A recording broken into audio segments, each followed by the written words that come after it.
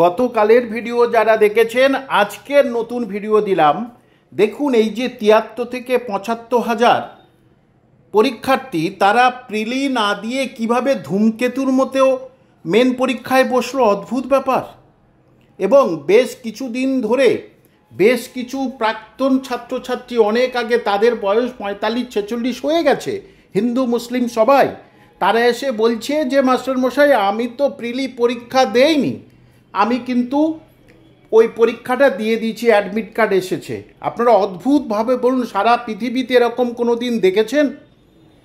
প্রিলি না পাশ করে সে মেন পরীক্ষা দিচ্ছে, কোনো দিন ভাবা যায়? আরেকটি প্রশ্ন, যে ২৪,০০০ ছেলেমেয়ে যারা পাস হয়ে আছে বলছে, এবং এই যে রেজাল্টটা বার হবে তাদের দুজনের মানে একসঙ্গে মিলেমিশে করে তারপরে তাদের রেজাল্ট ডিক্লেয়ার করতে হবে। এখন প্রশ্ন কিছু থেকে যায়। ১ নম্বর হলো যে কিভাবে এই ১০ দিনে এই ৭৩-৭৫,০০০ ছেলেমেয়ের ১৫ নম্বরের খাতা দেখা হবে। এটা একেবারে নিশ্চিত, কোনো দিনের জন্য সম্ভব নয়, সারা রাত জেগে করলেও সম্ভব নয়।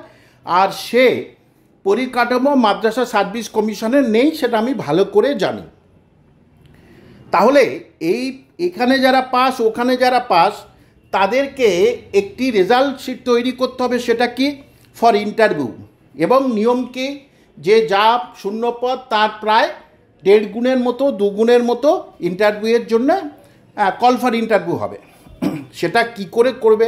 আগের দিন বললাম, আগের যারা পাস করেছে এবং এই পাস করেছে এদের মধ্যে অনেকে ১৫-র ১৫ পাবে, অনেকে ১৪ পাবে, ১৩ পাবে, ১২ পাবে, ১১ পাবে, এই ৭৩-৭৪,০০০-এর মধ্যে। তাহলে তাদের মধ্যে কিভাবে শর্টিং করবে?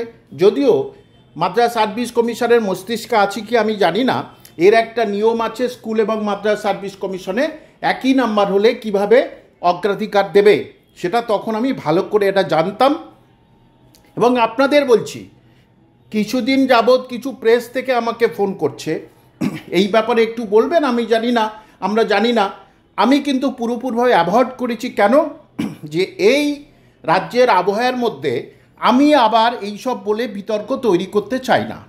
কারণ আমি যখন এটা থেকে রিজাইন দিয়েছিলাম, প্রতিবাদ করেছিলাম স্কুল এবং মাদ্রাসার দুর্নীতি নিয়ে, পরীক্ষার দুর্নীতি নিয়ে মাদ্রাসার, আমার পাশে কিন্তু কোনো সংখ্যালঘু মানুষ ছিলেন না। যারা মাদ্রাসায় পড়াশোনা করেছেন তারাও ছিলেন না আমার পাশে। তার ফলে আমার কিছুটা ক্ষোভ ছিল যে না, আমি এই ব্যাপারে কোনো কথা বলবো না। যদিও আপনারা খুব ভালো করে জানেন, তখন পার্টিকুলার পদে থাকার সময় আমি কিন্তু বারবার মাদ্রাসার সবার সঙ্গে বসতে চেয়েছিলাম, যারা সার্ভিস কমিশনের, এবং সেটা যে পার্টিতে ছিলাম তার নির্দেশে। কিন্তু তারা কোনো রকমভাবে আমার কাছে মুখ খোলেনি এবং তারা পরিষ্কার করে বলছে কিচ্ছু জানেন না। তাহলে বসে আছেন কেন ওখানে? আপনারা দেখেছেন, এই জানে না বলে দুটো চেয়ারম্যান পটাপট তারা রিজাইন দিল। তাহলে এখন আপনাদের কি হবে? গতকাল তো অমৃতা সিনহা খুব জোর জবরদস্তি করে বলেছে ১২ তারিখে রেজাল্ট বার করতে হবে। কোনো দিন সম্ভব এই ১০ দিনের মধ্যে রেজাল্ট বার করা? করলে এদিক ওদিক হয়ে যাবে।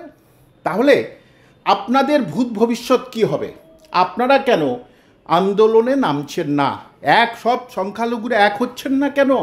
এই ডাক্তাররা এক হয়েছে, না হয় আমার পাশে ছিলেন না, ঠিক আছে, আমাকে পছন্দ করেন না তাই আমার পাশে ছিলেন না, থাকলেই কিন্তু আমি সরকারকে কাঁপিয়ে দিতাম এবং মাদ্রাসার সব কিছুকে চেঞ্জ করে দিতাম মাদ্রাসা সার্ভিস কমিশনে। সেটা আপনারা পছন্দ করেন, আমার পাশে ছিলেন না, কোনো অসুবিধা নেই। কিন্তু আপনারা যারা মাদ্রাসার পরীক্ষার্থী সার্ভিস কমিশনের, তাদের কি হবে সেই জন্যে আমি বলছি। এবং আপনি দেখুন, ইন্টারভিউয়ের জন্যে ৩,০০০ ইন্টু ১,৫০০কে ২,০০০ ডাকবে, তাদের শর্টিংটা কি করে হবে? সবচেয়ে বড় কথা আপনাদের বললাম, ধূমকেতুর মতো এরা কোথা থেকে আসলো? এদের পরবর্তী হিয়ারিং কিন্তু মাদ্রাসার আর কয়েকদিনের মধ্যে, হিয়ারিং ডেটটা আমার মনে নেই, সেদিন কিন্তু মাননীয় বিচারপতি অমৃতা সিং জোর করে ধরবেন যে কেন এরকম হলো, এবং এই পরীক্ষাটার শেষ পর্যন্ত সঠিক সমাধান হবে কি আমার মনে হচ্ছে হবে না। তাহলে কি হবে মাদ্রাসা সার্ভিস পরীক্ষার্থীদের?